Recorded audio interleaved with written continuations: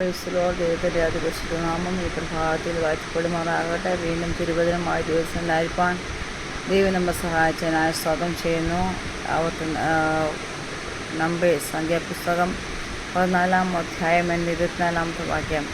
എൻ്റെ ദാസനായ കാലേബോ, അവന് വേറൊരു സ്വഭാവമുള്ളതുകൊണ്ടും എന്നെ പൂർണ്ണമായി അനുസരിച്ചതുകൊണ്ടും അവൻ പോയിരുന്ന ദേശത്തൊക്കെയും ഞാൻ അവനെ എത്തിക്കും. പോയിരുന്ന ദേശത്തേക്ക് ഞാൻ അവനെ എത്തിക്കും. അവൻ്റെ സന്തതിക്ക് അത് കൈവശമാക്കും. സ്വർഗീയ പിതാവേ, നല്ല സമയത്തിനായി സ്തോത്രം ചെയ്യുന്നു. ഇന്നലെ പകൽക്കാലൊക്കെ താളം വീണ്ടും ദൈവജനമായി നിൽപ്പാൻ ദിവസം കാഴ്ചനായി സ്തോത്രം ചെയ്തു.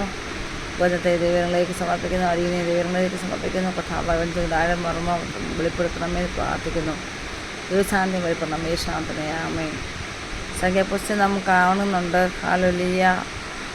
ദേശത്തെ ഉറ്റുനോക്കുവാൻ അയച്ചവർ പലരും അവനെതിരായിട്ട് മോശയോട് വന്ന് പറയുമ്പോൾ യോശുവയും കാലേബും മാത്രം ദൈവസേനയിൽ സത്യസന്ധതയോട് കാര്യങ്ങൾ പറയുവാൻ ഇടയായി തീർന്നു.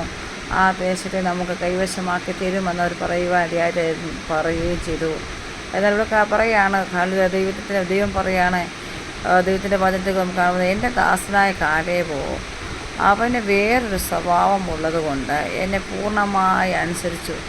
ഹല്ലേലൂയ. അവന് വേറൊരു സ്വഭാവം. കാരണം മറ്റു ജനം മോശയോട് പെറുപുറത്ത് അഹരോനോടും പെറുപുറത്ത് മാറുതലിച്ച് മാറി നിൽക്കുമ്പോൾ കാലേബിന് ദൈവം വ്യത്യസ്തമായ ഒരു സ്വഭാവം കൊടുക്കുകയാണ്. സ്വത്രം അത് ഒന്നാമതാൻ പറയുന്നത് അനുസരണമുള്ളവനായി പൂർണ്ണ ഹൃദയത്തോടെ മോശ പറയുന്നത് അനുസരിക്കുകയും അഹരോനെ അനുസരിക്കുകയും മാത്രമല്ല ദൈവം പറയുന്നത് അനുസരിച്ചതുകൊണ്ട് അവൻ പോയ ഇടത്തൊക്കെയും ദൈവം അവനോട് കൂടെ ഇരുന്നു. മാത്രമല്ല അവൻ പോയ ദേശത്തെ ദൈവം അവൻ്റെ തലമുറകൾക്ക് അവകാശമായി കൊടുക്കുവാനിടയായി തീർന്നു. എന്തുകൊണ്ടാണ് അവനത് കൊടുക്കുവാനിടയായി തീർന്നത്? ദൈവം ഒന്നാമത് മോശയെ അനുസരിച്ചു, അഹരോനെ അനുസരിച്ചു. മാത്രമല്ല ദൈവത്തെ അവൻ പൂർണ്ണ ഹൃദയത്തോടെ അനുസരിപ്പാനിടയായി തീർന്നു. അതുകൊണ്ട് ദൈവത്തിൻ്റെ സാന്നിധ്യം അവൻ്റെ കൂടെ ഓരോ യാത്രയിലും ദൈവത്തിൻ്റെ സാന്നിധ്യം അവൻ്റെ കൂടെ ഇരുന്നു. മാത്രമല്ല അവൻ പോയ ദേശത്തെ അവൻ തലമുറയ്ക്ക് ദൈവം അവകാശമായി കൊടുക്കുവാനിടയായി തീർന്നു.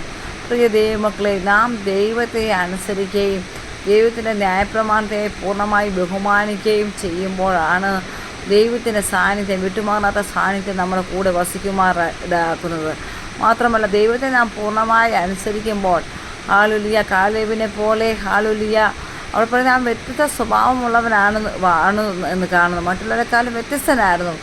ദൈവം നമ്മളെക്കുറിച്ചും ആഗ്രഹിക്കുന്നതാണ് ഈ ജാതികളെപ്പോലായി തീരുവാനല്ല, നാം മറ്റുള്ളവരെക്കാൾ വ്യത്യസ്തനായിത്തീരണം. ദൈവത്തിൻ്റെ വചനം ധ്യാനിക്കുന്നതിലും പഠിക്കുന്നതിലും ഹല്ലേലൂയ, ദൈവദാസന്മാരെ അനുസരിക്കുന്നതിലും ദൈവത്തിൻ്റെ ഉപദേശം അനുസരിക്കുന്നതിലൊക്കെയും നാം വ്യത്യസ്തത പാലിക്കണം. എങ്കിൽ മാത്രമേ ദൈവത്തിൻ്റെ സാന്നിധ്യം നമ്മോട് കൂടെ ഇരിക്കുവാനിടയായി തീരത്തുള്ളൂ. മാത്രമല്ല അങ്ങനെ നാം ദൈവത്തിൻ്റെ സാന്നിധ്യം ചുമക്കുമ്പോൾ ദൈവത്തിൻ്റെ അനുസരണതയോടെ ദൈവത്തിന് കീഴ്പ്പെട്ട് നാം ഓരോ കാര്യങ്ങൾ പ്രവർത്തിക്കുമ്പോൾ ദൈവം നമ്മൾ പ്രസാദിച്ചിട്ട് ദൈവത്തിൻ്റെ സാന്നിധ്യം നാം പോകുന്നതൊക്കെയും നാം സക്സസ്ഫുള്ളായി തീരുവാനും ദൈവത്തിൻ്റെ സാന്നിധ്യം നമ്മൾ കൂടെ ഇരിക്കുവാനും മാത്രമല്ല ആ ദേശത്തെ നാം സഞ്ചരിക്കുന്ന ഓരോ ദേശത്തെ ദൈവം നമ്മൾ തലമുറകൾക്ക് അവകാശമാക്കി തരുവാനും ഇടയായിത്തീരും.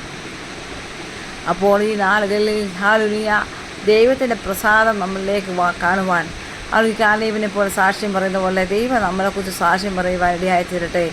ദൈവമക്കളെ, ദൈവത്തിൻ്റെ വചനപ്രകാരം ജീവിപ്പാൻ ഹല്ലേലൂയ, വ്യത്യസ്തരായി തീരുവാൻ മറ്റുള്ളവരെക്കാളും ഒരു ഡിഫറൻസ് നമ്മുടെ ജീവിതത്തിൽ ഉണ്ടാകുവാൻ ഇടയായി തീരണം. സ്വതം ഹല്ലേലൂയ.